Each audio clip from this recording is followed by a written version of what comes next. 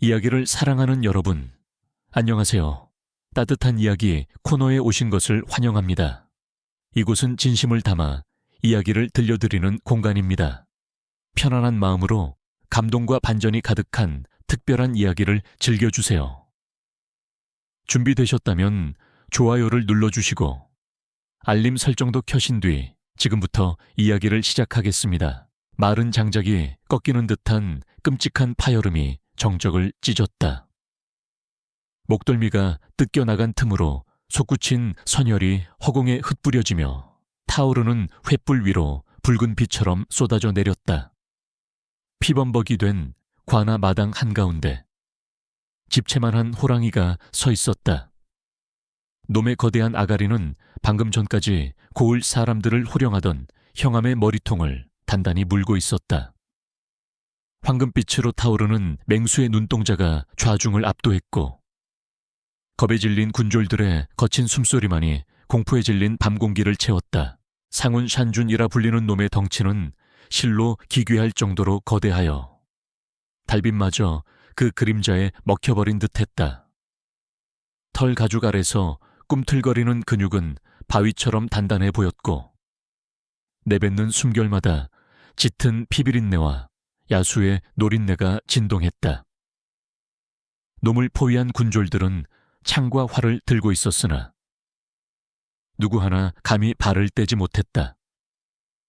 압도적인 살기 앞에 인간의 무기는 그저 어린아이의 장난감에 불과해 보였다.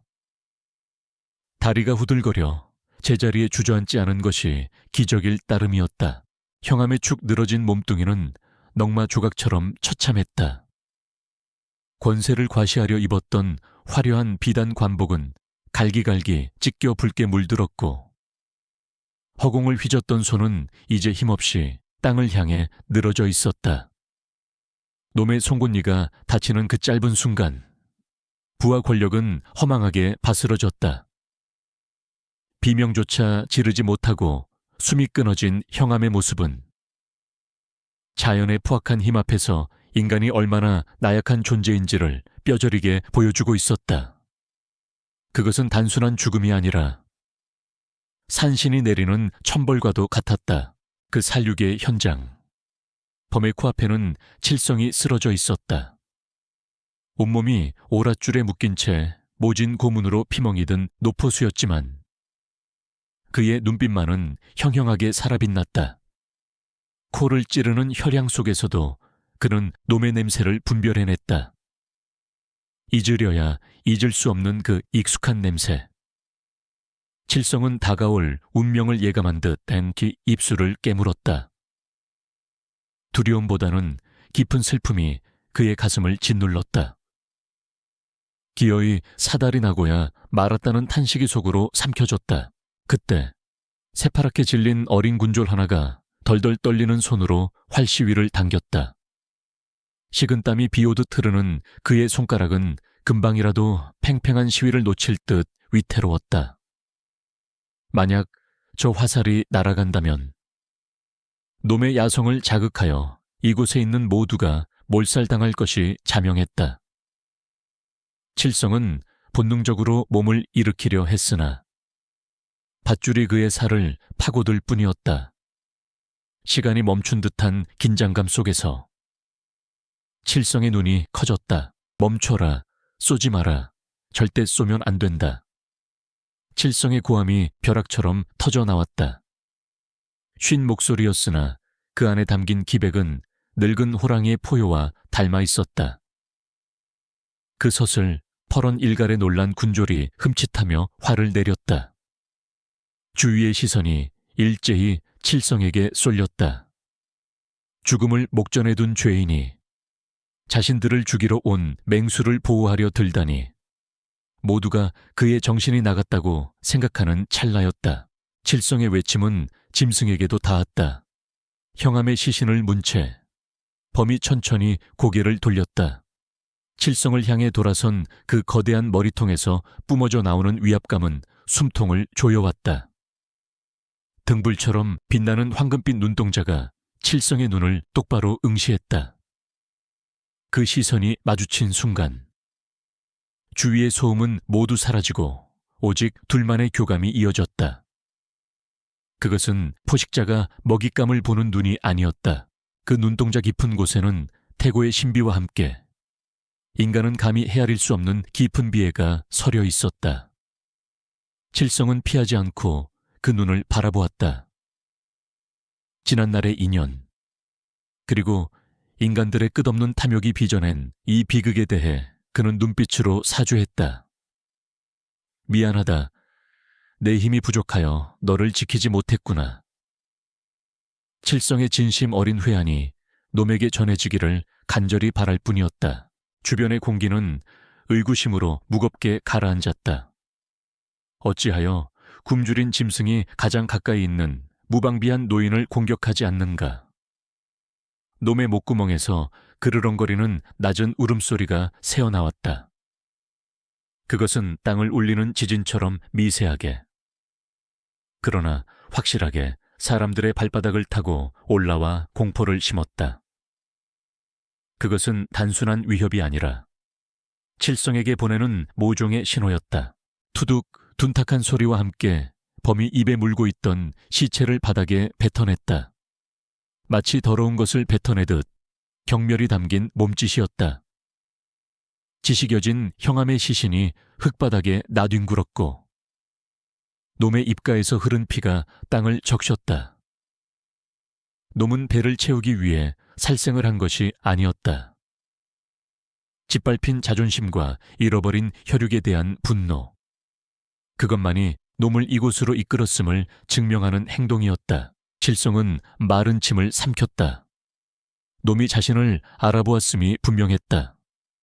군졸들을 당장 도륙내지 않은 것도 칠성의 외침을 들었기 때문이리라. 허나 이 짐승에 갚지 못한 원한은 어찌할 것인가.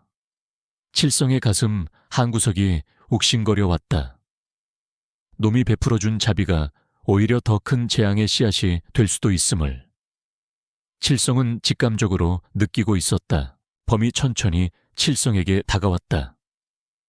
육중한 발바닥이 땅을 디딜 때마다 흙이 깊게 파였다. 군졸들은 비명을 삼키며 뒤로 물러섰다. 이제야말로 저 늙은이가 찢겨 죽을 것이라 확신했다. 칠성은 눈을 감고 모든 것을 받아들일 준비를 했다. 저항할 힘도 의지도 없었다. 뜨거운 콧김이 얼굴에 닿았고 거친 숨소리가 귓가를 때렸다. 그러나 날카로운 이빨은 칠성의 목을 뚫지 않았다. 대신 축축하고 거친 코가 칠성의 뺨과 목덜미를 훑으며 냄새를 맡았다. 마치 오래전 잃어버린 형제의 냄새를 확인하려는 듯. 그 동작은 기이할 정도로 조심스러웠다. 까칠한 털이 피부에 닿는 감촉. 칠성은 눈을 떴다. 바로 코앞에서 마주한 맹수의 눈에는 살기 대신 기묘한 작별의 인사가 담겨 있었다. 이내범이 고개를 쳐들고 밤하늘을 향해 포효했다. 크앙, 산천 초목이 벌벌 떨고 횃불의 불꽃이 꺼질 듯 요동쳤다. 그 울음소리는 단순한 짐승의 소리가 아니었다. 억울하게 죽은 새끼들을 위한 진홍곡이자 어리석은 인간들을 향한 피의 선전포고였다. 고막이 찢어질 듯한 그 소리에 군졸들은 귀를 막고 바닥에 엎드렸다. 포효가 끝나자마자 범은 몸을 돌렸다. 그리고는 믿을 수 없는 속도로 담장을 뛰어넘어 어둠 속으로 사라졌다. 마치 검은 바람이 휩쓸고 지나간 듯 놈의 뒷모습은 순식간에 시야에서 사라졌다. 활 시위를 당길 틈도 쫓아갈 엄두도 낼 수 없는 신속함이었다. 놈은 공포라는 뚜렷한 흔적과 시체만을 남긴 채 다시 산의 품으로 돌아갔다. 마당에는 다시금 무거운 정적이 감돌았다. 타닥거리는 횃불 소리와 코를 찌르는 피비린내만이 현실을 자각하게 했다. 살아남은 자들은 넋이 나간 표정으로 서로를 바라보았다. 형암의 참혹한 죽음보다 더 충격적인 것은 바로 맹수가 보여준 기이한 행동이었다. 왜 놈은 저 늙은이를 살려주었는가? 피를 뒤집어 쓴 채 가까스로 목숨을 건진 부관이 비틀거리며 일어났다. 그의 눈에는 공포가 가득 차 있었으나 이내 도끼 어린 의심으로 바뀌어 칠성을 향했다. 그는 떨리는 손가락으로 칠성을 가리키며 악을 썼다. 저놈을 잡아라. 저 늙은이가 범을 부리는 요물이다. 놈이 시키지 않고서야 어찌 짐승이 사람을 가려 죽인단 말이냐. 부관의 고함에 멍해 있던 군졸들이 정신을 차렸다. 그들의 눈빛이 순식간에 칠성을 향한 저기로 바뀌었다. 창끝이 일제히 칠성의 심장을 겨누었다. 방금 전까지만 해도 같은 피해자라 여겼던 노인은 이제 끔찍한 괴물과 한패가 된 마귀로 보일 뿐이었다. 사람들의 눈에 서린 것은 혐오와 증오였다. 칠성은 씁쓸한 미소를 지으며 어둠이 짙게 깔린 산을 바라보았다. 짐승은 은혜를 갚기 위해 살생을 멈추었으나 인간은 그 은혜를 빌미로 칠성을 사지로 몰아넣고 있었다. 상군이시여, 그대의 자비가 내게는 독이 되었구려. 칠성은 변명 한마디 하지 않고 자신을 겨누는 창날들을 덤덤히 받아들였다. 운명의 수레바퀴는 이제 걷잡을 수 없는 방향으로 구르기 시작했다. 오늘 들려드릴 이야기는 순수한 창작물로 오직 오락과 감상을 위한 내용이며 실제 인물이나 사건과는 전혀 관련이 없음을 알려드립니다.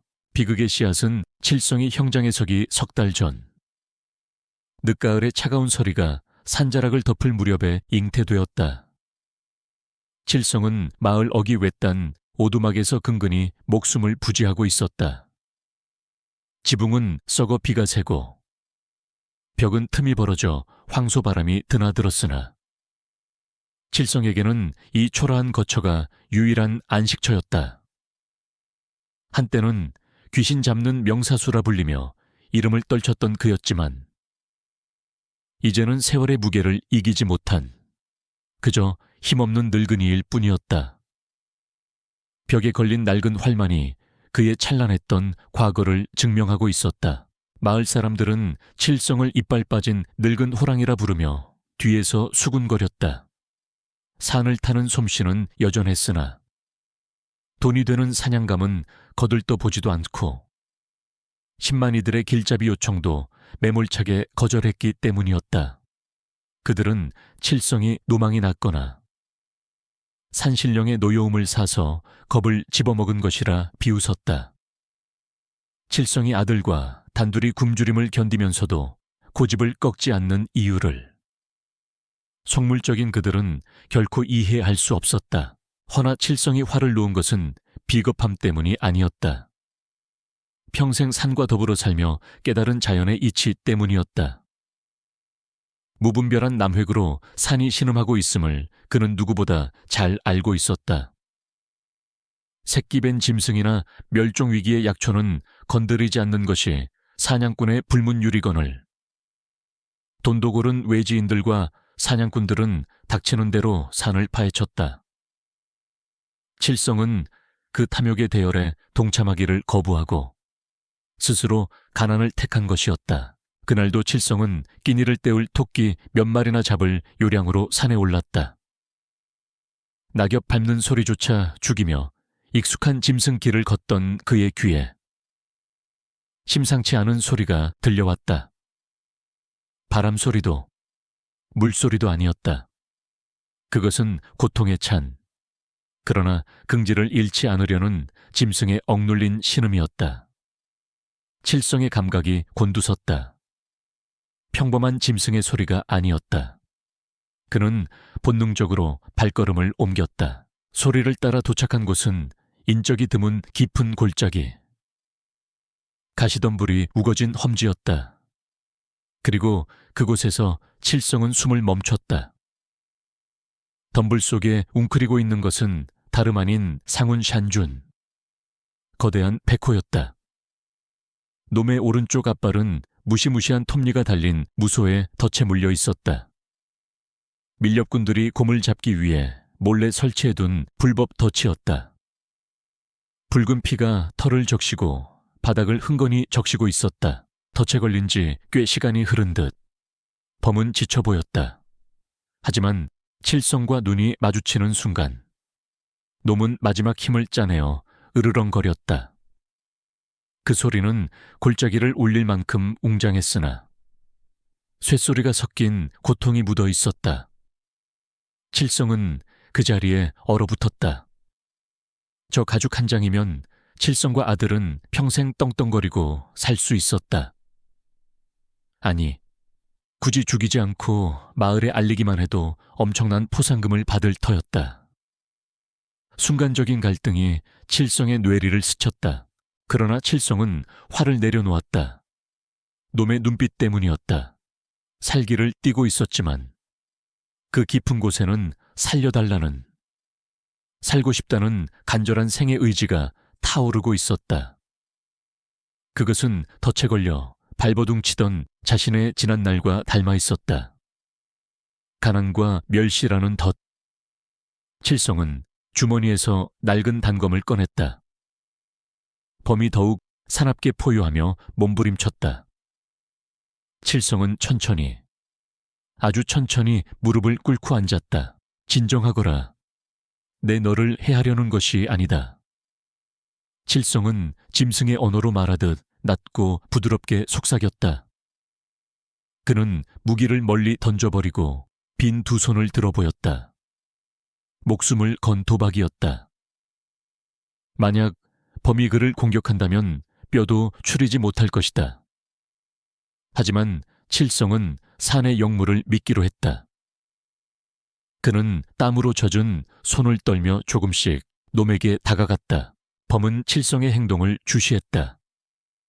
칠성이 코앞까지 다가왔을 때 놈은 기이하게도 울음을 멈추었다. 칠성은 조심스럽게 덫으로 손을 뻗었다. 녹슨 스프링은 상상 이상으로 강력했다. 칠성은 이를 악물고 온몸의 근육을 쥐어짜 덫을 벌리기 시작했다. 손바닥이 찢어지고 핏줄이 터질 듯한 고통이 밀려왔다. 칠성의 입에서 단말마 같은 기합이 터져 나왔다. 태용하는 둔탁한 소리와 함께 덫이 풀렸다. 칠성은 반동으로 뒤로 나뒹굴었다. 범은 재빨리 발을 빼냈다. 살점이 떨어져 나간 상처가 참혹했다. 칠성은 거친 숨을 몰아쉬며 품속에서 지혈에 좋은 약초를 꺼냈다. 그리고 그것을 입으로 씹어 으깬 뒤 범의 쪽으로 툭 던져주었다. 그것이 노포수가 할 수 있는 최선의 치료였다. 범은 약초 냄새를 맡더니 그것을 혀로 핥아 상처에 발랐다. 그리고는 절뚝거리는 다리로 일어서서 칠성을 내려다보았다. 당장이라도 달려들어 칠성의 목을 물 수 있는 거리였다. 칠성은 눈을 감지 않았다. 범은 한참 동안 칠성을 응시했다. 그 눈빛은 칠성의 영혼에 깊이 박혔다. 이윽고 노문 소리 없이 몸을 돌려 숲의 어둠 속으로 사라졌다. 산에서 내려온 칠성은 아무에게도 이 사실을 말하지 않았다. 말해봤자 미치광이 취급을 받거나 밀렵꾼들이 때로 몰려가 놈을 추적할 게 뻔했기 때문이었다. 그는 빈 망태기를 맨 채 터덜터덜 오두막으로 돌아왔다. 아들은 빈손으로 돌아온 아비를 보며 실망한 기색을 감추지 못했지만 칠성은 그저 쓴웃음을 지을 뿐이었다. 그는 자신이 오늘 산의 왕을 살렸다는 사실에 묘한 자부심을 느꼈다. 기이한 일은 그 다음 날 아침부터 시작되었다. 칠성이 문을 열고 나오자 마당 한가운데 큼직한 산토끼 한 마리가 놓여 있었다. 덫이나 화살의 흔적은 없었다. 단지 목뼈가 단번에 부러진 깔끔한 사냥감이었다. 칠성은 주위를 둘러보았으나 밤새 내린 서리 위에는 아무런 발자국도 남아있지 않았다. 누군가의 장난이라기엔 너무나 정교한 솜씨였다. 그것은 시작에 불과했다. 이틀 뒤에는 살이 통통하게 오른 꿩 2마리가, 그 며칠 뒤에는 노루새끼가 칠성의 집 앞에 배달되었다.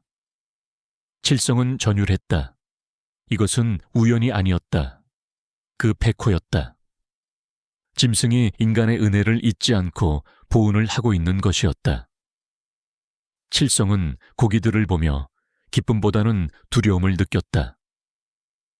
상훈이 자신의 집을 알고 있다는 것, 그리고 계속해서 찾아오고 있다는 사실이 무거웠다. 마을에 소문이 돌기 시작했다. 찢어지게 가난한 칠성의 집에서 매일 고기 굽는 냄새가 난다는 것이었다. 저 늙은이가 밤마다 도둑질을 하는 게 아니냐? 아니면 산속 도적대와 내통하는 것인가? 마을 사람들의 시선은 시기심과 의심으로 번들거렸다. 칠성이 사냥을 나가지 않는데도 풍족해지는 것을 그들은 납득할 수 없었다. 칠성은 아들에게조차 고기의 출처를 명확히 밝히지 못했다. 그저 산신령이 주신 선물이라고 둘러댈 뿐이었다. 아들은 아버지가 숨기는 것이 있음을 눈치챘지만 모처럼 배불리 먹을 수 있다는 사실에 더는 묻지 않았다. 칠성의 마당에는 점점 더 큰 짐승들이 놓이기 시작했다. 멧돼지의 뒷다리가 놓여있던 날, 칠성은 밤잠을 설쳤다. 이 선물은 축복인 동시에 저주였다. 짐승의 순수한 보호는 인간 세상의 복잡한 셈법과는 맞지 않았다. 칠성은 밤마다 창호지 문 너머 어둠을 응시하며 제발 놈이 그만 와주기를 빌었다. 놈이 마을 가까이 내려온다는 것은 언젠가 사람들의 눈에 띌 수 있다는 뜻이었다. 칠성의 불안은 현실이 되어가고 있었다. 어느 날 밤, 칠성은 마당에서 들리는 거친 숨소리에 잠에서 깼다. 문틈으로 내다본 광경은 그를 경악하게 했다. 집채만한 백호가 마당에 서서 잡은 멧돼지를 내려놓고는 오두막을 향해 가만히 머리를 조아리고 있었다. 그것은 마치 군주가 신하에게 하사품을 내리는 듯한, 혹은 친구에게 문안 인사를 하는 듯한 모습이었다. 칠성은 숨죽여 울었다. 짐승의 의리는 이토록 깊은데 인간 세상은 어찌 이리도 험한가. 다음 날 마을 장터에 나갔던 칠성은 심상치 않은 이야기를 들었다. 한양에서 새로운 형함이 부임해 온다는 소식이었다. 그는 호랑이 가죽을 수집하는 취미가 있는 탐욕스럽기로 소문난 자였다. 칠성의 등골이 서늘해졌다. 칠성의 오두막 앞에 쌓이는 고기들, 그리고 마을 주변을 맴도는 백호, 이 모든 것이 파국을 가리키는 나침반처럼 느껴졌다. 폭풍전야에 고요함이 깨어지고 있었다. 새로 부임한 형암 조가뷴의 행차는 요란하고 거창했다. 수십 명의 나졸이 길을 트고 화려한 가마가 그 뒤를 따랐다. 고을 백성들은 길게 엎드려 머리를 조아렸으나 그들의 눈에는 존경 대신 두려움이 서려 있었다. 조가뷴은 가마의 휘장을 걷고 백성들을 굽어보았다. 그의 눈빛은 어진 목민관의 그것이 아니라 먹잇감을 물색하는 살찐 오소리의 눈빛과 닮아 있었다. 탐욕스럽게 번들거리는 그 눈동자는 고을의 재물과 특산물을 훑고 있었다. 조가뷴은 뼈대 있는 가문의 자제였으나 실상은 출세욕에 눈이 먼 몰입에 가까웠다. 그는 부임 첫날부터 민생을 살피는 대신 창고의 재고를 점검하고 지역의 사냥꾼들을 불러 모았다. 그의 관심사는 오직 하나, 조정의 고관대작들에게 상납하여 자신의 승진을 보장해줄 희귀한 진상품뿐이었다. 그 중에서도 그가 가장 탐내는 것은 전설로만 전해지는 백호의 가죽기였다. 눈치 빠른 이방과 아첨꾼들이 조가뷴의 귀에 달콤한 독을 불어넣었다. 사또, 이 고을 깊은 산중에 영물인 백호가 산다는 소문이 자자합니다. 그들은 칠성의 이름도 빼놓지 않았다. 최근 칠성이라는 늙은 포수의 집에 짐승들이 제 발로 찾아온다는 괴이한 일이 있다 하옵니다. 필시 그자가 백호의 거처를 알고 있을 것입니다. 조갑윤의 입가에 비릿한 미소가 번졌다. 이튿날 새벽, 칠성의 오두막문이 걷어차이듯 열렸다. 들이닥친 광운들은 다짜고짜 자고 있던 칠성을 끌어냈다. 내 이놈 관아의 호출을 받고도 지체하다니. 영문도 모른 채 포박당한 칠성은 거칠게 끌려갔다. 칠성의 아들이 울며불며 아비를 붙잡으려 했으나 군졸의 발길질에 나뒹굴었다. 칠성은 아들을 걱정스레 바라보며 이것이 피할 수 없는 운명의 시작임을 직감했다. 관아의 마당에 꿇어앉은 칠성 앞에는 산의 진미가 차려진 상을 받은 조갑윤이 거만하게 앉아 있었다. 그는 기름진 고기를 씹으며 칠성을 벌레 보듯 내려다보았다. 내 놈이 그 신묘한 재주를 가졌다는 칠성이냐? 그의 목소리에는 권위적인 위압감이 가득했다. 칠성은 고개를 숙인 채 침묵했다. 형암의 주변에는 아첨꾼들이 비굴한 웃음을 흘리며 서 있었다. 내듣자 하니 네가 백호가 다니는 길목을 훤히 꿰고 있다더구나. 조갑윤이 본론을 꺼냈다. 내 그 가죽을 얻어 임금님께 진상하고자 한다. 네가 앞장서서 그놈의 소굴로 안내하라. 그것은 부탁이 아니라 거역할 수 없는 명령이었다.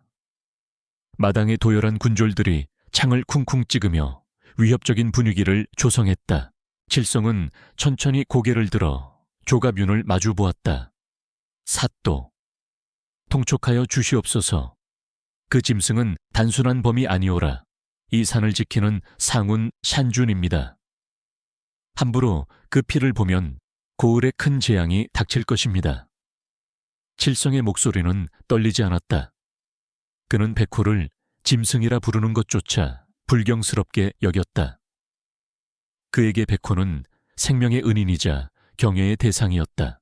재앙, 조갑윤이 코웃음을 쳤다. 미천한 것이 감히 관의 영을 미신 따위로 막으려 드느냐.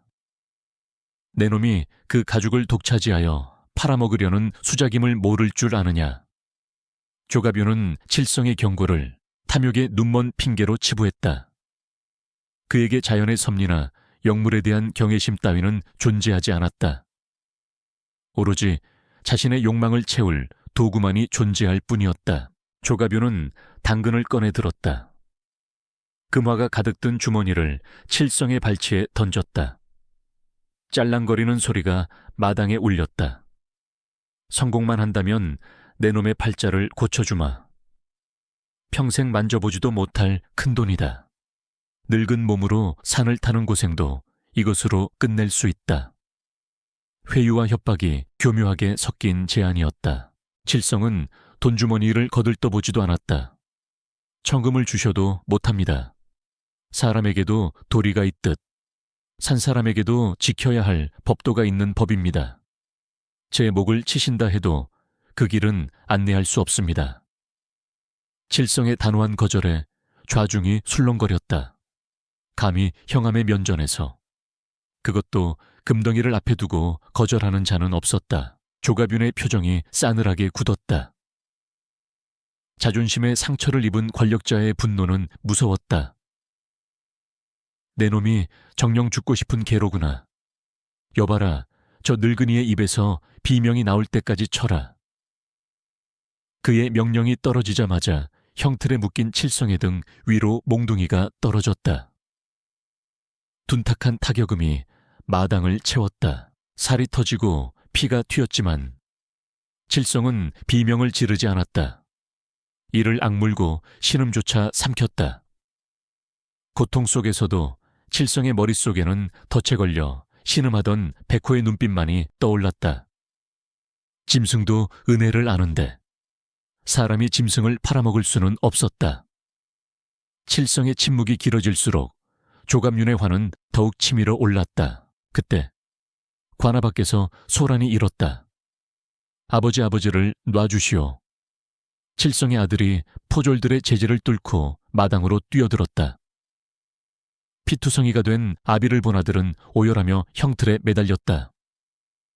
사또, 제발 멈추어 주십시오. 아버지는 연로하십니다. 이러다 돌아가십니다. 아들의 절규가 칠성의 가슴을 후벼 팠다. 조가뵈이 손을 들어 매질을 멈추게 했다. 그의 눈이 뱀처럼 가늘어지며 교활하게 빛났다. 단순한 고문으로는 꺾을 수 없는 칠성의 고집을 꺾을 방법을 찾아낸 것이다. 그는 자리에서 일어나 천천히 아들 쪽으로 걸어갔다. 효심이 지극하구나, 허나. 아비의 죄는 자식에게도 미치는 법이지. 이놈을 당장 하옥하라. 조가뵈의 날카로운 명령이 떨어졌다. 죄목은 관아의 물건을 훔친 절도죄다. 말도 안 되는 누명이었다. 아들이 억울함을 호소하며 발버둥 쳤으나 건장한 포졸들이 그를 거칠게 제압했다. 칠성이 피 섞인 침을 뱉으며 고함을 질렀다. 내 아들은 죄가 없다. 비겁하게 어린 것을 건드리지 마라. 죄가 있고 없고는 내가 정한다. 조가뵈이 칠성의 귀에 대고 나직이 속삭였다. 악마의 속삭임과도 같아랐다. 내 아들의 목숨은 이제 네 선택에 달렸다. 백호의 가죽이냐? 하나뿐인 아들의 목숨이냐? 옥사에서 며칠이나 버틸 수 있을지 모르겠구나. 아들은 질질 끌려가며 아버지를 불렀다. 아버지, 그 처절한 목소리가 칠성의 귓가에 맴돌았다. 조가뵈은 다시 칠성을 내려다보며 최후 통첩을 날렸다. 사흘을 주겠다. 그 안에 마음을 돌리지 않으면 나 아들은 옥사에서 시체로 나오게 될 것이다. 칠성은 관아 밖으로 내동댕이 쳐졌다. 흙먼지 구덩이에 처박힌 그는 몸을 일으킬 힘조차 없었다. 등에서는 피가 흘러내렸고 마음은 갈기갈기 찢겨나갔다.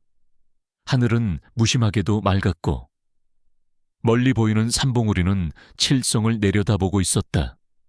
지키려 했던 신념이 가장 소중한 혈육을 위협하는 칼날이 되어 돌아왔다. 칠성은 흙바닥을 주먹으로 내리쳤다. 억울함과 분노, 그리고 무력감이 뒤섞인 눈물이 볼을 타고 흘렀다. 인간의 탐욕은 짐승의 발톱보다 더 잔인하고 집요했다. 선택의 여지는 없었다. 칠성은 산을 향해 엎드려 오열했다. 상군이시여, 부디 이 못난 인간을 용서치 마소서. 비극의 수레바퀴는 이제 멈출 수 없는 속도로 구르기 시작했다. 이틀 뒤 칠성은 다시 관아의 문턱을 넘었다. 옥사에서 들려오던 아들의 신음소리가 그의 귓게 환청처럼 맴돌고 있었다. 초췌해진 얼굴의 칠성은 조가뵈 앞에 무릎을 꿇었다. 안내하겠습니다. 부디 약조를 지켜주십시오. 그의 목소리는 건조했고 눈빛은 죽은 물고기처럼 탁해져 있었다. 그것은 굴복이 아니라 더 큰 목적을 위한 위장이었다. 조가뵈은 만족스러운 듯 껄껄 웃었다. 진작 그럴 것이지. 미련한 곰도매를 맞으면 제주를 넘는 법이라더구나. 그는 즉시 사냥대를 꾸릴 것을 명했다. 인근 고을에서 이름난 포수들과 수십 명의 무장한 광군이 집결했다. 그들의 허리춤에는 잘 벼려진 칼과 화승총이, 칠성의 마음속에는 비수가 숨겨져 있었다. 사냥대가 산을 오르기 시작했다. 칠성은 포승줄에 묶인 채 선두에 세워졌다. 뒤따르는 수십 개의 발소리가 고요한 숲을 짓밟았다. 칠성은 익숙한 산길을 버리고 일부러 험준한 돌무더기 골짜기 쪽으로 방향을 틀었다. 그곳은 인간의 발길이 닿기 힘들고 무엇보다 백호의 은신처와는 정반대 방향이었다. 칠성의 계획은 단순하지만 위험했다. 이 거대한 무리를 이끌고 산을 빙빙 돌며 시간을 끄는 것, 해가 질 때까지 그들을 지치게 만들어 하산을 유도하고, 그 사이에 영민한 상훈이 기척을 느끼고 더 깊은 곳으로 피신하기를 바라는 것이었다. 그것만이 은인과 아들을 모두 살릴 수 있는 유일한 길이었다. 길은 예상대로 험난했다. 날카로운 가시덤불이 군졸들의 옷자락을 찢었고, 이끼 낀 바위는 발목을 위협했다. 이 늙은이가 노망이 났나 왜 하필 이런 험한 길로 가는 거야. 뒤따르던 군졸들의 불평이 쏟아졌다. 편한 감에서 내려 걷게 된 조가뷴의 얼굴도 땀과 짜증으로 일그러졌다. 불만이 터져 나올 때마다 칠성은 태연하게 대꾸했다.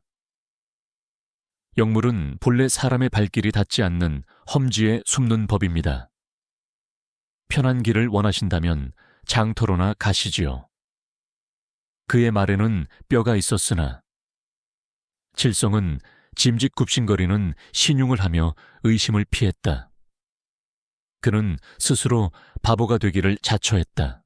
산행이 길어지자 짜증이 극에 달한 부관이 칠성의 등짝을 창대로 후려쳤다. 말이 많다. 빨리 놈을 찾아내지 못해. 칠성은 비틀거렸지만 신음 한 번 내지 않고 다시 걸음을 옮겼다.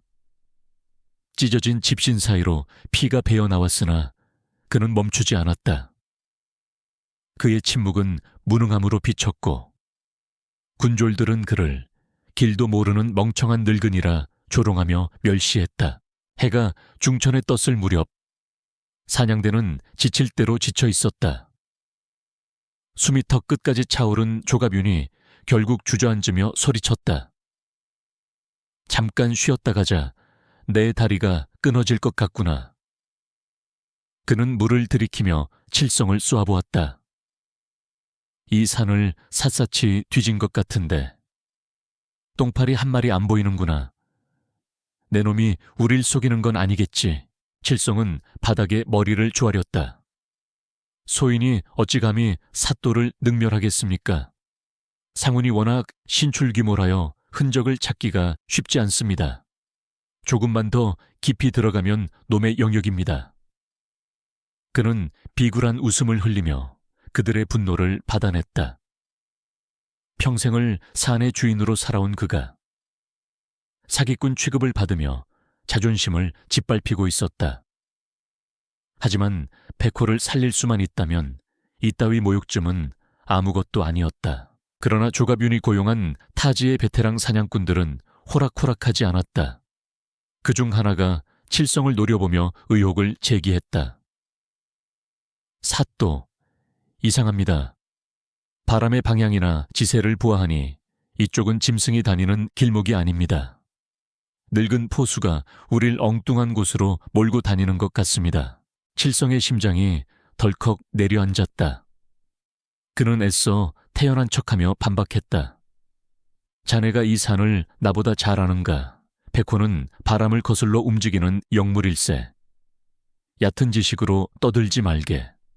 칠성의 솥을 퍼런 일갈에 사냥꾼이 주춤했다. 위기를 모면한 듯 했으나 불안감은 가시지 않았다.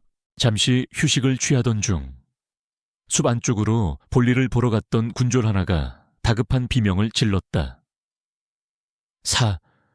삿도 이리 와보십시오. 여기 무언가 있습니다. 그 목소리에 섞인 흥분과 공포가 칠성의 귓전을 때렸다. 불길한 예감이 등줄기를 타고 흘렀다. 모두가 소리가 난 곳으로 우르르 몰려갔다. 덤불을 헤치고 들어간 그곳.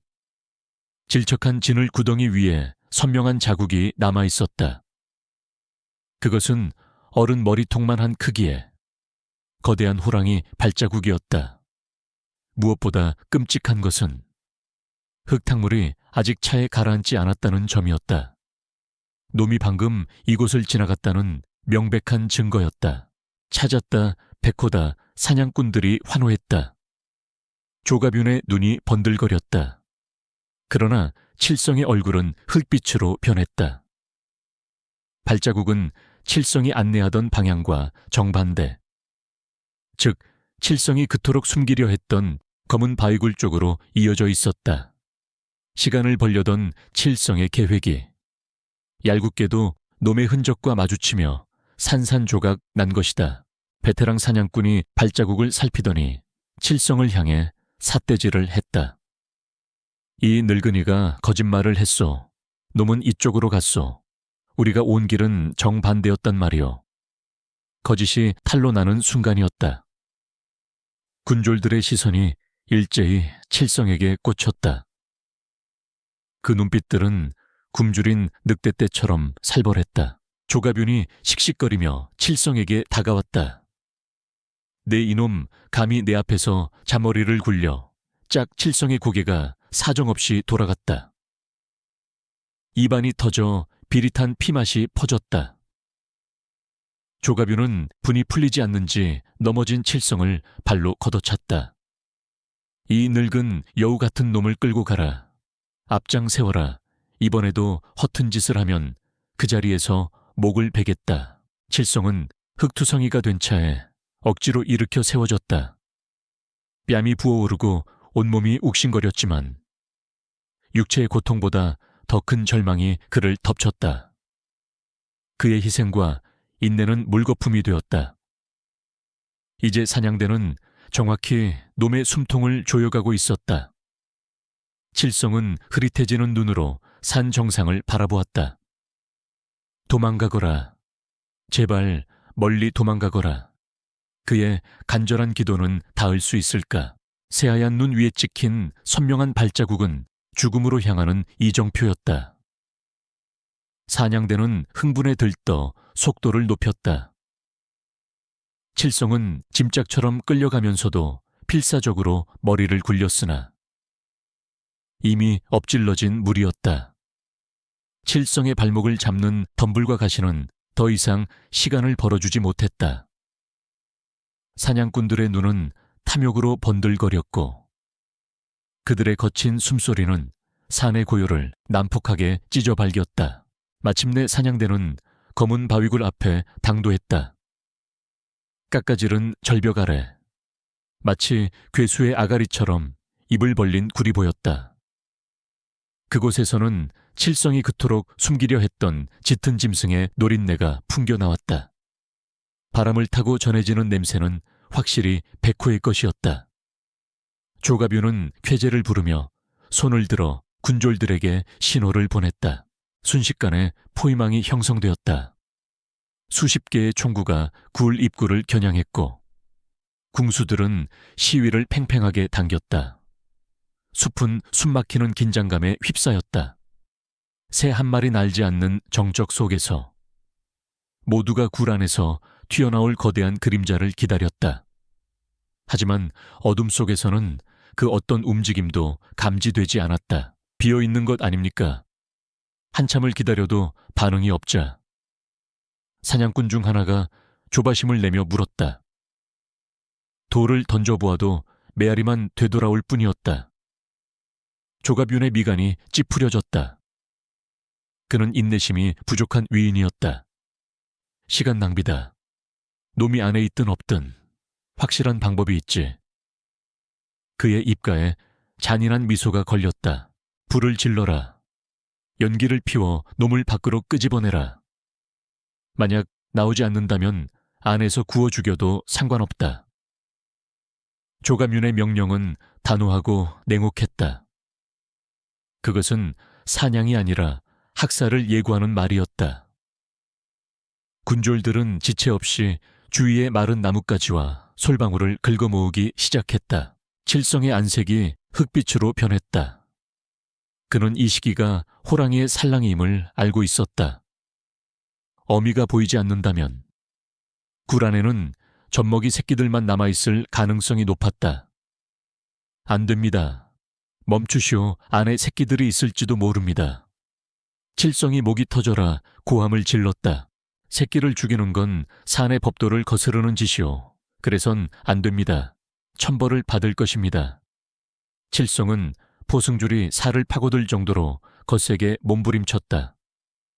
사냥꾼들 사이에서도 동요가 일었다. 아무리 짐승이라도 새끼를 불태워 죽이는 것은 금기시되는 일이었다. 하지만 조갑윤에게는 통하지 않았다. 잘 됐구나. 씨를 말려야 후환이 없는 법이지. 호랑이 새끼를 키워서야 되겠느냐. 조갑윤은 콧방귀를 뀌며 손을 휘저었다. 그의 눈에는 생명에 대한 경외심 따위는 없었다. 오직 가죽을 얻지 못할까 하는 조바심과 자신의 명령이 지체되는 것에 대한 짜증만이 가득했다. 굴 입구에 거대한 장작더미가 쌓였다. 군졸들이 쏟아부은 송진 기름 냄새가 코를 찔렀다. 횃불이 던져지자 팟팟 하는 소리와 함께 붉은 화마가 치솟았다. 불길은 굶주린 혀처럼 장작을 집어삼켰고 매캐한 검은 연기가 굴 안으로 맹렬하게 빨려 들어갔다. 칠성은 절망적인 표정으로 그 광경을 지켜보았다. 잠시 후 타닥거리는 불소리 사이로 희미한 울음소리가 들려왔다. 그것은 천지를 뒤흔드는 맹수의 포효가 아니었다. 끼잉, 끼잉 어미를 찾는 가냘프고 애처로운 생명의 비명이었다. 그 소리에 군졸들의 표정이 굳어졌다. 칠성의 말대로 굴 안에는 어린 새끼들이 있었다. 칠성은 이성을 잃었다. 이 천하의 몹쓸 놈들아, 불을 꺼라. 당장 끄란 말이다. 그는 괴력을 발휘해 포졸 하나를 밀쳐내고 불길을 향해 달려들었다. 비록 묶인 몸이었지만 어떻게든 몸으로라도 불을 덮어끄고 싶은 심정이었다. 저 미친 늙은이를 막아 조갑윤이 소리쳤다. 부관이 달려들어 칠성의 앞을 막아섰다. 그는 손에 든 몽둥이로 칠성의 다리를 사정없이 내리쳤다. 우득 끔찍한 파열음이 숲에 울려 퍼졌다. 뼈가 부러지는 소리였다. 왁, 칠성은 단말마의 비명과 함께 바닥에 고꾸라졌다. 오른쪽 정강이가 기이한 각도로 꺾여 있었다. 칠성은 부러진 다리를 부여잡고 고통에 몸부림쳤다.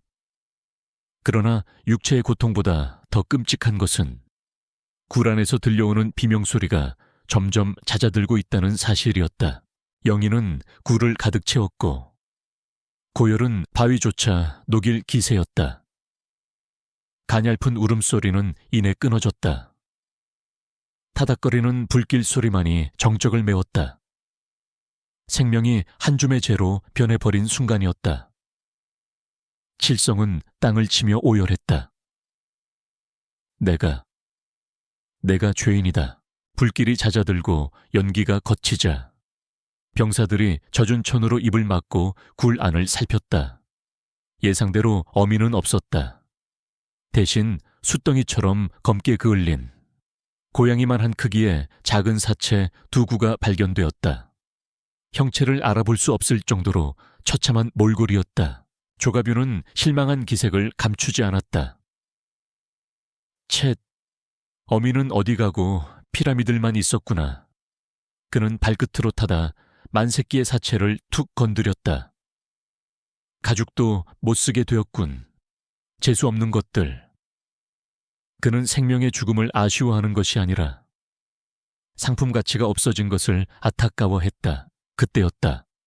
칠성의 등골을 오싹하게 만드는 소리가 들려왔다. 반대편 삼봉우리 꼭대기에서 천지를 뒤흔드는 굉음이 터져나왔다. 크앙.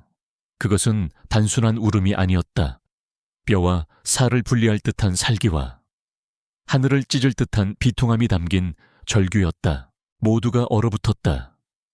바람을 타고 날아온 그 소리는 고막을 찢고 심장을 얼게 만들었다. 사냥을 나갔던 어미가 돌아온 것이다. 그리고 놈은 보고야 말았다. 자신의 보금자리가 불타고 새끼들이 잿더미가 된 광경을. 멀리서 들려오는 그 울음소리에는 피 끓는 분노가 서려 있었다. 조갑윤조차 순간 움찔하며 주위를 두려번거렸다. 산 전체가 놈의 분노에 공명하듯 웅궁거렸다. 새들이 떼지어 날아오르고 숲의 짐승들이 숨을 죽였다. 이것은 단순한 사냥의 끝이 아니었다. 피비린내 나는 전쟁의 서막이었다. 칠성은 부러진 다리의 고통 속에서 눈을 감았다. 흐르는 눈물이 흙바닥을 적셨다. 짐승의 은혜를 원수로 갚은 인간들에게. 이제 자비란 없을 것이었다. 끝났다. 이제 이 산은 지옥이 될 것이다. 칠성의 중얼거림은 불길한 예언처럼 연기 속에 흩어졌다. 검붉은 노을이 산등성이를 넘어가자 숲은 순식간에 칠흑 같은 어둠에 잠식당했다. 낮 동안의 참극이 남긴 공포는 밤이 되자 더욱 짙어졌다. 사냥대는 서둘러 숲 입구 개활지에 진을 쳤다. 곳곳에 횃불을 밝히고 보초를 세웠으나 병사들의 눈동자는 불안하게 흔들렸다. 낮에 들었던 그 처절한 포효 소리가 귓게 환청처럼 맴돌고 있었기 때문이었다. 칠성은 진영 구석, 아름 들이나무 기둥에 짐승처럼 묶여 있었다. 부러진 정강이가 퉁퉁 부어올라 다리 전체가 시퍼렇게 죽어 있었고 고열에 시달려 온몸이 불덩이 같아 탔다. 식은땀이 비 오듯 흘러내렸지만 누구 하나 그에게 물 한 모금 건네는 이가 없었다. 그들은 칠성을 재수 옴붙은 늙은이라 여기며 철저히 외면했다. 밤이 깊어지자 숲은 기이할 정도로 고요해졌다. 풀벌레 소리 하나 들리지 않는 정막 속에서 병사들은 삼삼오오 모여 앉아 수군거렸다. 자네도 들었나 낮에 그 울음소리 말이네. 그건 이승의 짐승이 낼 소리가 아니었어. 산신의 저주가 내린 게야. 우린 다 죽었어. 타령을 고민하는 눈빛들이 은밀하게 오갔다. 자시 무렵 첫 번째 희생자가 발생했다. 진영 외곽에서 경계를 서던 병사 하나가 연기처럼 증발해버렸다. 비명소리도 다투는 소리도 없었다. 그저 잠시 한눈을 판 사이에 사람이 있던 자리가 텅 비어버린 것이다. 교대하러 간 병사가 발견한 것은 바닥에 떨어진 창 자루뿐이었다. 사람이 사라졌다. 귀신 곡할 노릇이다. 소란이 일자 공포는 전염병처럼 순식간에 진영 전체로 퍼져나갔다. 핏자국도 발자국도 없는 실종. 병사들은 어둠 속 어딘가에서 자신들을 지켜보고 있을 보이지 않는 눈동자를 상상하며 몸서리쳤다. 그것은 칼로 베는 고통보다 더 끔찍한 심리적 압박이었다. 밖은 아비규환이었으나 형암의 천막안은 기이할 정도로 차분했다. 칠성은 묶인 채 몸을 비틀어 찢어진 천막 틈새로 안을 훔쳐보았다. 조가뷰는 밖의 소란에는 관심도 없다는 듯 호롱불 아래서 무언가를 뚫어지게 쳐다보고 있었다. 칠성의 눈이 가늘어졌다. 그것은 사냥 지도가 아니었다. 조가뷰니 탁재 펼쳐놓은 것은 좋기 100년은 되어 보이는 낡은 양피지였다. 누렇게 바랜 종이 위에는 산새와 물길이 그려져 있었고 그중 한 곳에 붉은 먹으로 동그라미가 쳐져 있었다. 그 위치는 놀랍게도 오늘 낮에 불태웠던 검은 바위굴이었다. 칠성의 머릿속에 섬광 같은 깨달음이 스쳤다. 신복인 부관이 천막으로 들어와 보고했다. 사또, 병사들이 동요하고 있습니다. 호랑이에 지신 듯합니다. 일단 철수했다가 날이 밝으면. 그러나 조가뮤는 말을 끊으며 코웃음을 쳤다. 철수라니, 당치 않다. 호랑이 따위는 중요하지 않아. 중요한 건 바로 이 위치다. 조가뷴의 손가락이 붉은 원을 두드렸다. 이곳에 고려 말기 부흥군이 숨겨둔 막대한 군자금이 묻혀있다는 기록을 찾았다. 호랑이 가죽 그까짓 건 덤일 뿐이야. 진짜 목적은 금괴란 말이다. 그의 목소리는 광기로 떨리고 있었다. 백호 사냥은 명분일 뿐. 실상은 보물을 차지하기 위한 위장막이었던 것이다. 칠성은 경악했다. 낮에 굴을 태운 이유도 단순히 호랑이를 잡기 위해서가 아니었다. 굴 입구를 막고 있는 가시덤불을 태우고 내부를 확인하여 보굴로 들어가는 길을 확보하기 위함이었다. 그 과정에서 죄 없는 새끼 호랑이들이 타 죽고 칠성의 다리가 부러진 것은 조감윤에게 있어 사소한 과정에 불과했다. 이 금괴만 있으면 한양의 권세가들을 매수하여 당상관 자리도 꿰찰 수 있다. 조감윤의 눈이 탐욕으로 번들거렸다. 그는 자신의 영달을 위해 산 하나를 통째로 태우고 마을 사람들을 사지로 몰아넣을 준비가 되어 있었다. 칠성은 치밀어 오르는 분노에 이를 갈았다. 저자는 인간이 아니었다. 그때 천막 밖에서 다시금 찢어지는 듯한 비명이 들려왔다. 살려줘. 으악. 이번에는 침묵의 납치가 아니었다. 거센 돌풍이 불어와 진영의 횃불들이 일제히 꺼졌고 칠흑 같은 어둠 속에서 무언가가 병사들을 덮쳤다. 병사들의 맹목적인 사격 소리가 밤하늘을 울렸다. 쏴라 다가오는 건 모조리 쏴버려. 부관의 고함 소리와 함께 총성이 빗발쳤다. 눈먼 총알이 나무를 때리고 허공을 갈랐다. 혼란의 도가니였다. 하지만 칠성의 눈에는 보였다. 어둠 속을 가르는 거대한 그림자. 횃불의 잔상 사이로 번뜩이는 황금빛 안광을 백호는 정면으로 맞서지 않았다. 놈은 어둠과 지형을 이용하여 치고 빠지며 사냥대를 농락하고 있었다. 놈은 인간들이 스스로 공포에 질려 무너지기를 기다리고 있었다. 그것은 단순한 복수가 아니라 지능적이고 처절한 사냥이었다. 상우는 자신의 앞마당에서 인간들을 몰살시킬 작정이었다. 조가뷴이 칼을 빼들고 천막 밖으로 뛰쳐나왔다. 당황하지 마라. 진영을 유지해 굴 입구 쪽을 사수해라. 그는 병사들의 목숨이 아니라 보물이 묻힌 굴을 뺏길까봐 전전긍긍했다. 그의 명령은 오히려 병사들을 더 큰 혼란에 빠뜨렸다. 칠성은 절망적인 현실을 직시했다. 조가뷴은 금괴를 손에 넣기 전까지는 절대 이 산을 내려가지 않을 것이다. 그리고 백호는 자신의 영역에 침범한 약탈자들을 한 놈도 살려 보내지 않을 것이다.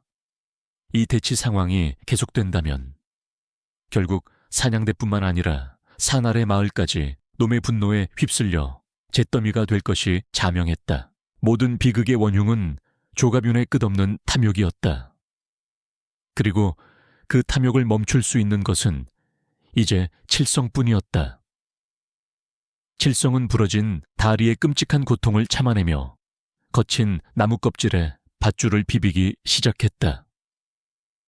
손목이 까져 피가 흘렀지만 멈출 수 없었다.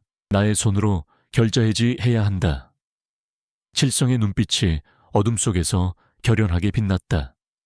비밀을 알아버린 이상 그는 더 이상 무력한 피해자로만 있을 수 없었다. 살육의 밤은 이제 막 시작되었을 뿐이었다. 지옥 같은 밤이 지나고 여명이 밝아왔다. 숲은 찢겨나간 천막과 부러진 창들로 아수라장이 되어 있었다. 밤새 사라진 병사의 수는 5이나 되었다.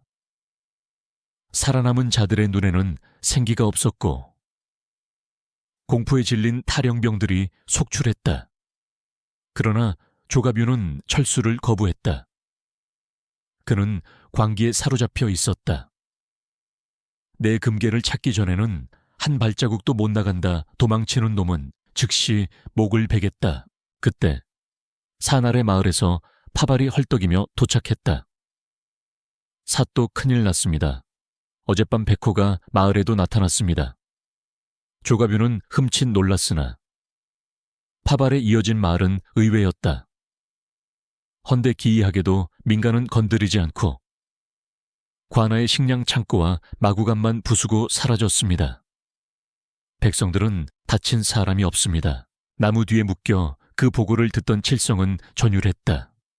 짐승이라 여겼던 백호가 인간보다 더 명확하게 적과 아군을 구분하고 있었다. 놈은 무차별적인 살육을 즐기는 것이 아니었다. 정확히 조가뷴과 그 수하들에게만 발톱을 드러내며 그들의 보급로와 퇴로를 끊고 있었던 것이다.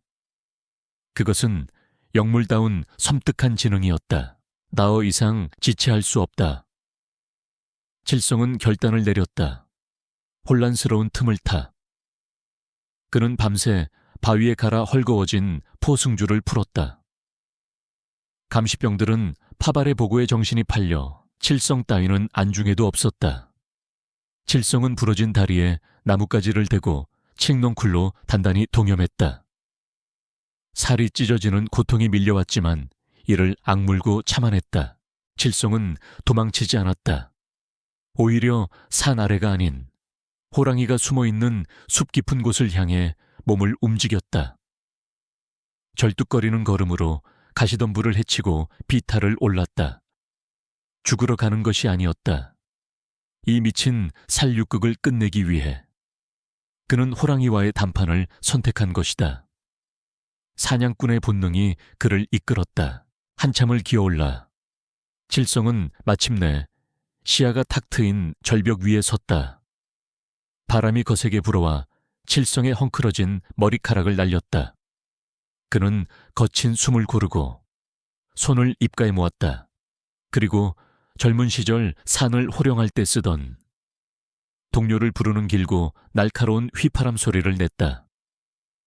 휘익. 소리는 바람을 타고 계곡 너머로 멀리 퍼져나갔다. 칠성은 무기를 버리고 맨몸으로 섰다. 기다림의 시간은 길지 않았다. 숲의 그림자가 일렁이더니 거대한 백호가 모습을 드러냈다. 놈의 입게는 지난밤 사냥한 병사들의 피가 묻어 있었고 온몸에서는 피비린내와 살기가 진동했다. 압도적인 위압감이 칠성을 짓눌렀다. 범이 칠성을 향해 천천히 다가왔다. 으르렁거리는 낮은 울음소리가 칠성의 발밑을 울렸다. 당장이라도 목을 물어뜯을 기세였으나 칠성은 물러서지 않았다. 그는 도망치는 대신 슬픔과 결의가 담긴 눈으로 범의 황금빛 눈동자를 똑바로 응시했다. 그것은 목숨을 건 대화였다. 산군이시여, 노여움을 거두소서. 칠성의 목소리는 차분하고 단호했다. 졸개들을 죽여봐야 끝이 없습니다. 그들은 그저 시키는 대로 움직이는 허수아비일 뿐입니다. 진짜 원흉은 따로 있지 않습니까? 칠성은 마치 사람에게 말하듯 호소했다. 기이하게도 범은 공격을 멈추었다. 놈은 기억하고 있었다. 덫에 걸린 자신을 구해준 그 손길을. 그리고 불길 속으로 뛰어들어 새끼들을 구하려다 다리가 부러진 그 늙은 인간의 모습을. 범의 눈에서 살기가 조금씩 걷히고 그 자리에 깊은 슬픔이 차올랐다. 놈도 알고 있었다. 눈앞에 놓이는 적이 아니라는 것을. 칠성은 한 걸음 더 다가갔다. 내가 그자를 데려오겠소. 새끼들을 죽이라고 명한 그 악귀를 당신 앞에 데려다 놓으리다. 그러니 무고한 병사들과 마을 사람들은 더 이상 해치지 마시오. 칠성의 제안은 명확했다. 그것은 피의 거래였다. 범은 잠시 침묵하듯 칠성을 응시하더니 짧고 굵은 숨을 푸르르 내뱉었다. 그리고는 고개를 돌려 숲의 한쪽을 바라보았다. 칠성의 제안을 받아들이겠다는 암묵적인 동의였다. 인간과 짐승 사이에 말로 표현할 수 없는 신뢰의 끈이 연결되었다. 귀신 골짜기 귀공로 가시오. 칠성이 손가락으로 험준한 협곡을 가리켰다. 그곳은 외길이라 도망칠 곳이 없소. 해가 지기 전에 놈을 그곳으로 유인하리다. 부디 그때까지 힘을 아껴두시오. 범은 칠성을 한 번 더 바라보더니 소리 없이 몸을 돌려 숲속으로 사라졌다.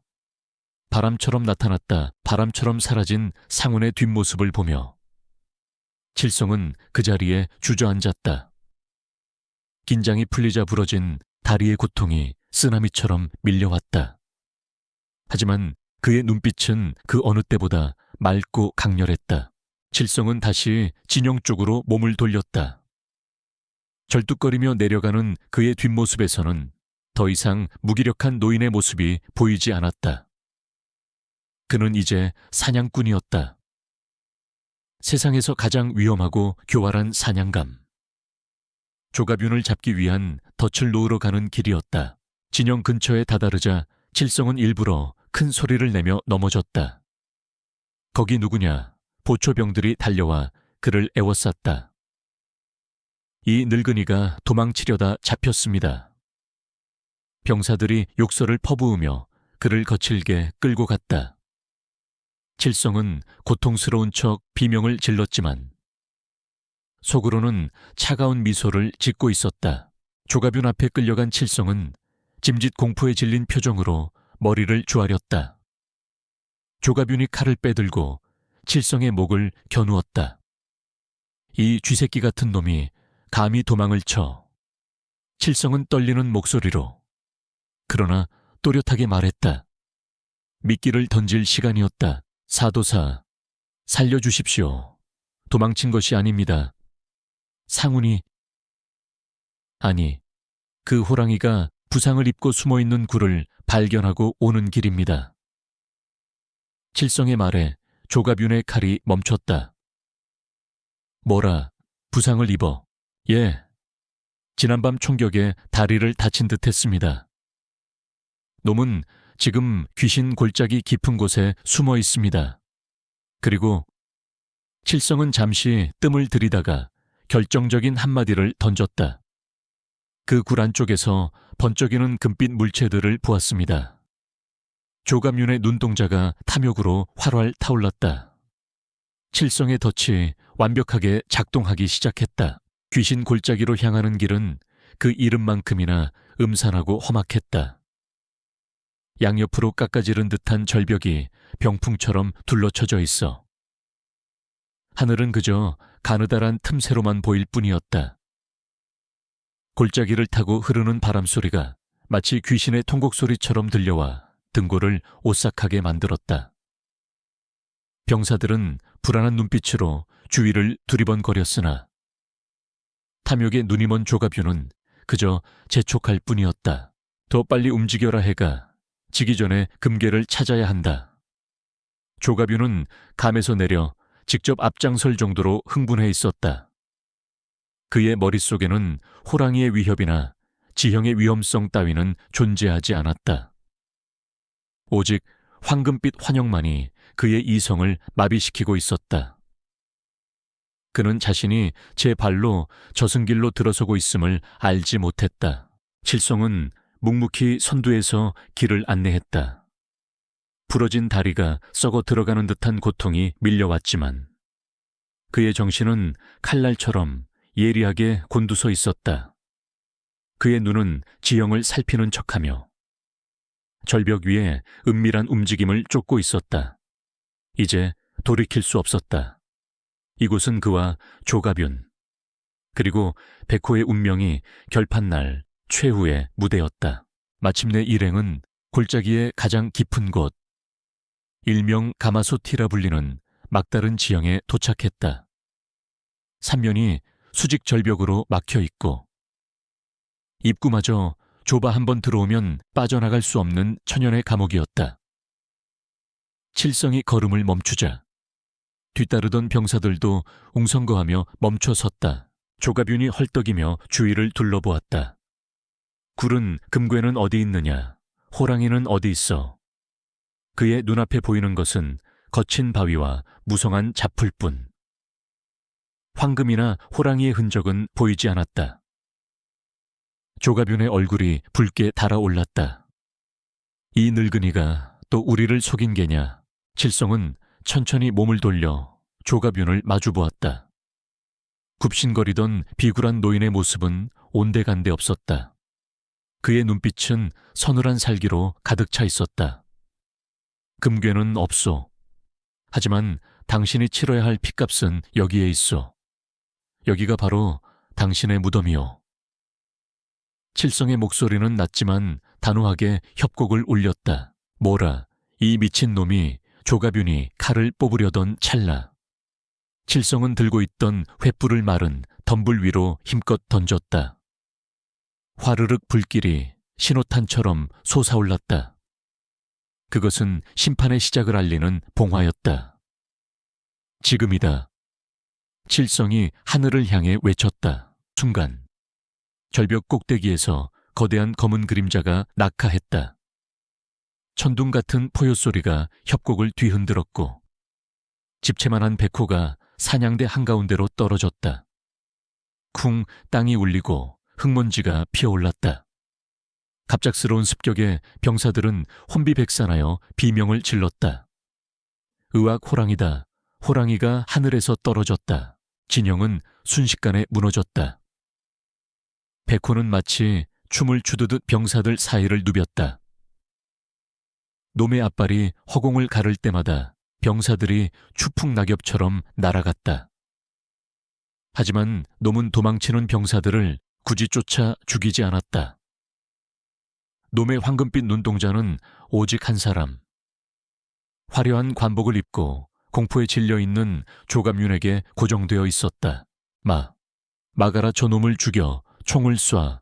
조가뷴은 비명을 지르며 뒷걸음질 쳤다. 그는 옆에 있던 부관을 잡아 끌어 자신의 앞을 막게 했다. 비겁하고 추악한 모습이었다. 총성이 울렸으나 바람처럼 움직이는 백호를 맞추기엔 역부족이었다. 오히려 눈먼 총알에 아군이 쓰러질 뿐이었다. 부관이 떨리는 손으로 칼을 휘둘렀으나 백호의 가죽을 뚫기에는 역부족이었다. 백호가 가볍게 앞발을 휘두르자 부관의 목이 꺾이며 나뒹굴었다. 선혈이 조가뷴의 얼굴에 튀었다. 힉, 조가뷴은 다리가 풀려 바닥에 주저앉았다. 오줌을 지린 바지가 축축하게 젖어 들어갔다. 아수라장이 된 전장 한가운데서 칠성은 미동도 하지 않고 서 있었다. 미친 듯이 날뛰던 백호가 칠성의 곁을 스쳐 지났으나 털끝 하나 건드리지 않았다. 오히려 칠성을 보호하듯 그의 주위를 맴돌며 병사들의 접근을 막았다. 피아비, 오가 명확한 기이한 광경에 병사들은 전의를 상실하고 무기를 버린 채 도망치기 바빴다. 마침내 조가뷴 홀로 남았다. 그는 절벽 구석에 몰려 더 이상 물러설 곳이 없었다. 호위하던 병사들은 모두 죽거나 도망쳤다. 백호가 천천히, 아주 천천히 그에게 다가갔다. 급할 것 없다는 듯. 놈은 조가뷴이 느끼는 극한의 공포를 음미하고 있었다. 새끼를 잃은 어미의 분노가 서린 콧김이 조가뷴의 얼굴에 닿았다. 살려주게. 내 돈을 주겠네. 원하는 건 뭐든 다 주겠네. 조가뷴은 칠성을 향해 손을 뻗으며 애원했다. 칠성은 차가운 눈으로 그를 내려다보았다. 짐승은 돈을 모른다오. 놈이 원하는 건 오직 하나. 당신의 목숨뿐이오. 칠성이 호랑이를 향해 고개를 끄덕였다. 상운이시여, 당신의 몫입니다. 저 더러운 피로 새끼들의 넋을 위로하소서. 칠성의 말이 끝나기가 무섭게 백호가 몸을 낮추었다. 조가뷴의 동공이 극도로 확장되었다. 안 돼, 으악. 백호가 벼락처럼 도약했다. 조가뷴의 처절한 비명이 협곡을 메우는가 싶더니 우득 하는 소리와 함께 끊어졌다. 백호의 거대한 송곳니가 조가뷴의 목덜미를 정확히 꿰뚫었다. 탐욕으로 가득 찼던 형암의 최후는 그가 쌓아 올린 죄업만큼이나 참혹했다. 피칠갑을 한 백호가 시체에서 고개를 들었다. 입계는 붉은 피가 뚝뚝 떨어지고 있었다. 놈은 천천히 고개를 돌려 칠성을 바라보았다. 광기는 사라지고 그 눈빛에는 다시금 깊은 고요가 찾아왔다. 인간과 짐승, 두 존재 사이의 약속이 지켜지는 순간이었다. 협곡에는 다시금 무거운 정적만이 흘렀다. 싸움이 끝난 협곡은 비릿한 죽음의 냄새로 진동했다. 천하를 호령할 듯 위세등등했던 조가뷴의 최후는 허망했다. 그의 목 없는 시신은 진흙탕 속에 처박혀 있었고 권력을 탐하던 머리는 저만치 굴러떨어져 있었다. 살아남은 군졸들은 이미 뿔뿔이 흩어져 도망친 뒤였다. 누구도 감히 뒤를 돌아볼 엄두를 내지 못했다. 적막한 골짜기에는 오직 늙은 포수와 상처 입은 맹수만이 남았다. 백호가 거친 숨을 몰아쉬며 칠성 쪽으로 고개를 돌렸다. 천하무적의 상운이라 해도 피해는 막심했다. 등에는 화승총의 탄환이 박혀 있었고 창에 찔린 옆구리에서는 검붉은 피가 끊임없이 흘러내려 털을 적시고 있었다. 놈은 고통을 참으려는 듯 입가를 실룩거렸다. 칠성은 부러진 다리를 질질 끌며 범에게 다가갔다. 눈앞에 있는 것은 식인 맹수가 아니라 그저 가족을 잃고 상처 입은 가여운 짐승일 뿐이었다. 상운, 많이 다치셨구려. 칠성의 목소리에는 물기가 서려 있었다. 그는 자신의 다리가 욱신거리는 것도 잊은 채 놈을 걱정했다. 범이 비틀거리며 칠성 앞으로 다가왔다. 육중한 몸이 쿵 하고 쓰러지듯 주저앉았다. 놈은 입에 물고 있던 무언가를 칠성의 발치에 툭 떨어뜨렸다. 그것은 조가뷴이 허리춤에 차고 있던 화려한 비단 주머니였다. 묵직한 소리가 났다. 찢어진 주머니 틈새로 핏물에 젖은 금화들이 반짝이며 모습을 드러냈다. 칠성은 멍하니 그것을 내려다보았다. 짐승이 돈의 가치를 알리 만무했다. 허나놈은 인간들이 이것을 목숨보다 귀히 여겨 서로 죽고 죽인다는 사실을 본능적으로 알고 있었던 게다. 이것은 놈이 생각할 수 있는 인간에 대한 최고의 보은이자 칠성에게 건네는 투박한 작별 선물이었다. 해오. 칠성은 탄식했다. 가슴이 먹먹해졌다. 그는 지팡이로 주머니를 쳐서 멀리 날려버렸다. 짤랑거리는 소리와 함께 금화들이 바닥에 흩어졌다. 이따위 돌덩이가 무슨 소용이오. 내게 필요한 건 이런 게 아니오. 칠성은 화를 내듯 소리쳤으나 그 속에는 깊은 애정이 담겨 있었다. 칠성은 무릎을 꿇고 피범벅이 된 범의 머리에 손을 올렸다. 거친 털의 감촉이 손바닥에 전해졌다. 평소라면 상상도 할 수 없는 일이었으나 범은 가만히 칠성의 손길을 받아들였다. 이런 것으로 갚으려 마시오. 그저 사람만 주시오. 부디 살아서 이 산을 지켜주시오. 그는 옷소매로 놈의 눈가에 묻은 피를 조심스레 닦아주었다. 천하의 맹수가 칠성의 투박한 손길에 스르르 눈을 감았다.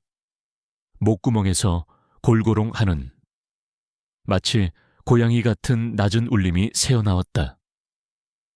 자식을 잃은 아비와 새끼를 잃은 어미, 상처 입은 두 영혼은 서로의 천에 의지해 잠시나마 참혹한 현실을 잊었다. 해가 서산으로 기울며 골짜기에 긴 그림자를 드리웠다. 범이 힘겹게 몸을 일으켰다. 출혈이 심해 다리가 후들거렸으나 놈의 눈빛은 여전히 강인했다. 놈은 더 이상 지체할 수 없음을 알고 있었다. 인간들의 추격대가 다시 꾸려지기 전에 깊은 산속으로 몸을 숨겨야 했다. 일어선 범의 옆구리에서 다시금 피가 뚝뚝 떨어졌다. 치명상일지도 모른다는 생각에 칠성의 가슴이 철렁 내려앉았다. 허나놈은 신음소리 한 번 내지 않고 중심을 잡았다.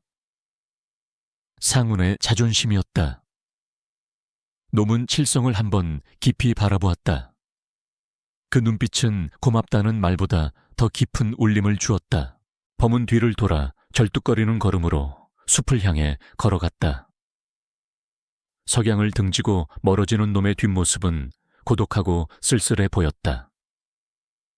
칠성은 놈이 시야에서 완전히 사라질 때까지 눈을 떼지 못했다. 가시오. 부디 멀리 가시오. 다시는 이 더러운 인간 세상에 내려오지 마시오. 칠성의 목매인 외침이 산울림이 되어 흩어졌다. 백호는 어둠 속으로 완전히 사라졌다. 칠성은 다시 홀로 남겨졌다. 주위에는 식어가는 시체들과 주인을 잃고 흩어진 금화들 뿐이었다. 피비린내와 탐욕의 잔재들. 칠성은 씁쓸한 표정으로 바닥을 내려다보았다. 그는 자신의 다리를 보았다. 뼈가 으스러진 다리는 평생 그를 절름발이로 살게 할 것이다. 집도 절도 없이 쫓기는 신세가 될지도 몰랐다. 이것이 정의를 지킨 대가이자 승리의 상처였다. 그러나 칠성은 후회하지 않았다. 비록 몸은 망가졌으나 짐승과의 신의를 지켰고 인간으로서의 마지막 양심을 지켰다. 칠성은 흙바닥에 굴러다니는 금화 따위는 거들떠보지도 않았다. 그는 지팡이를 짚고 힘겹게 몸을 일으켰다. 관아 옥사에 갇혀있을 아들이 떠올랐다. 가자. 아들을 데리러 가자. 피와 황금이 뒤섞인 저주받은 골짜기를 뒤로하고 칠성은 절뚝거리며 세상으로 돌아왔다. 그의 그림자가 길게 늘어졌다. 칠성은 빈손이었으나 그의 뒷모습은 그 어느 때보다 당당해 보였다. 호랑이는 금을 주지 않았으나 칠성에게 더 큰 것, 바로 삶을 돌려주었다. 사흘 뒤 한양에서 급파된 암행어사와 광군이 도착해서야 사태는 수습되었다. 귀신 골짜기의 참상은 산전수전 다 겪은 무관들조차 혀를 내두르게 할 정도였다. 조감윤과 사병들의 시신은 짐승의 밥이 되어 훼손되어 있었고 골짜기 곳곳에 흩어진 금화만이 비극의 원인이 무엇이었는지를 짐작게 했다. 조사는 신속하게 종결되었다. 형암 조갑윤이 탐욕에 눈이 멀어 무리하게 산행을 강행하다 변을 당했다는 결론이었다. 칠성은 혐의를 벗었다. 다리가 부러져 거동조차 힘든 늙은 노인이 천하의 맹수를 부려 관군을 몰살시켰다는 주장은 터무니없는 헛소리로 치부되었다. 증거 불충분. 그것이 칠성을 살렸다. 칠성은 옥사 앞에서 풀려난 아들을 끌어안았다. 며칠 사이 헬쑥해진 아들은 다리를 절며 나타난 아비를 보고 목 놓아 울었다. 아버지, 다리가 왜 이리 되셨습니까? 칠성은 거친 손으로 아들의 등을 두드려 주었다. 울지 마라. 산 목숨이 붙어 있으니 된 게다. 다리 하나 내어주고 너를 살렸으니 남는 장사였다. 마을로 돌아왔으나 사람들의 시선은 여전히 따가웠다. 누군가는 그를 호랑이의 저주를 몰고 온 장본인이라 수군거렸고 누군가는 금괴가 묻힌 장소를 아는 유일한 생존자라며 탐욕스러운 눈길을 보냈다. 칠성은 씁쓸했다. 목숨을 걸고 마을을 지켜낸 대가가 고작 이런 멸시와 의심이라니. 그는 더 이상 이곳에 머물 이유가 없었다. 칠성은 오두막으로 돌아와 짐을 꾸렸다. 가재도굴할 것도 없는 살림이었다. 벽에 걸린 낡은 활과 화살통, 그리고 조상의 위패를 챙겨 넣었다. 그는 마지막으로 텅 빈 방을 둘러보았다. 젊은 날의 추억과 아내를 보낸 슬픔, 그리고 가난의 고통이 배어있는 공간이었다. 떠나기 전 칠성은 오두막에 불을 질렀다. 메마른 지붕에 불이 붙자 순식간에 화염이 치솟았다. 타닥거리는 불길은 칠성에 고단했던 지난 삶과 마을 사람들의 차가운 시선을 모두 태워버렸다. 칠성은 타오르는 집을 보며 비로소 마음의 짐을 내려놓았다. 이제 다 끝났다. 부자는 마을을 등지고 길을 떠났다. 절뚝거리는 칠성을 아들이 부축했다. 그들의 등 뒤로 검은 연기가 피어올라 하늘로 흩어졌다. 마을 사람들은 멀어지는 그들을 말없이 지켜보았으나 누구도 잡지 않았다. 고개마루에 선 칠성은 잠시 걸음을 멈추고 뒤를 돌아보았다. 저 멀리 백호가 사라졌던 삼봉구리가 구름에 가려져 있었다. 산은 언제 그랬냐는 듯 무심하고 고요하게 그곳에 서 있었다. 칠성은 문득 품속에서 짤랑거리는 소리를 들었다. 아까 짐을 챙길 때 바닥에 굴러다니던 금화한 잎을 무심코 주워둔 것이었다. 칠성은 햇빛에 반짝이는 금화를 만지작거렸다.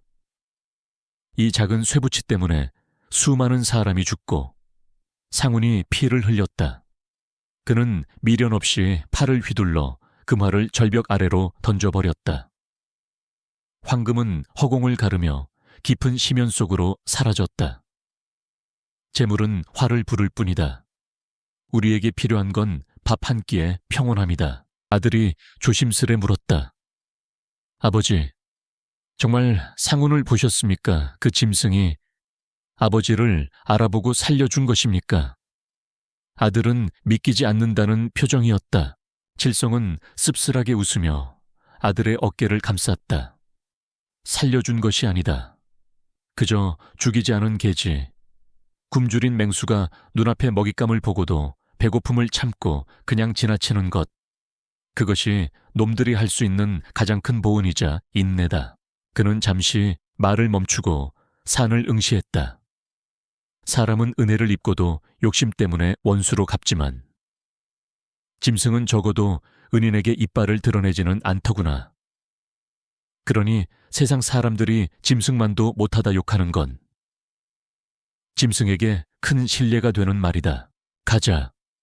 어디든 사람 발길 닿지 않는 조용한 곳으로 가서 살자꾸나. 칠성이 재촉했다. 부자의 발걸음이 다시 이어졌다. 흙먼지 날리는 길 위로 두 사람의 그림자가 길게 늘어졌다. 바람이 불어와 숲의 나무들을 흔들었다. 우수수 하는 소리가 마치 산이 그들을 배웅하는 인사처럼 들렸다. 상처 입은 백호가 살아남았는지 아니면 깊은 굴 속에서 조용히 숨을 거두었는지는 알 수 없다. 허나 산은 알고 있을 것이다. 조가변의 탐욕도, 병사들의 비명도, 그리고 칠성의 의리도 모두 시간의 흐름 속에 묻혔다. 산은 다시금 침묵을 지켰다. 자연의 섭리대로 강한 자는 살고 약한 자는 죽으며 탐욕스러운 자는 파멸하고 분수를 지키는 자는 생존한다는 냉혹하지만 공평한 진리만이 남았다. 칠성의 뒷모습이 지평선 너머로 점이 되어 사라졌다. 그는 비록 한쪽 다리를 절게 되었으나 그 걸음걸이는 그 어느 때보다 자유롭고 당당해 보였다. 호랑이는 그에게 황금 대신 남은 생을 부끄러움 없이 살 수 있는 긍지를 돌려주었다. 그것으로 충분했다.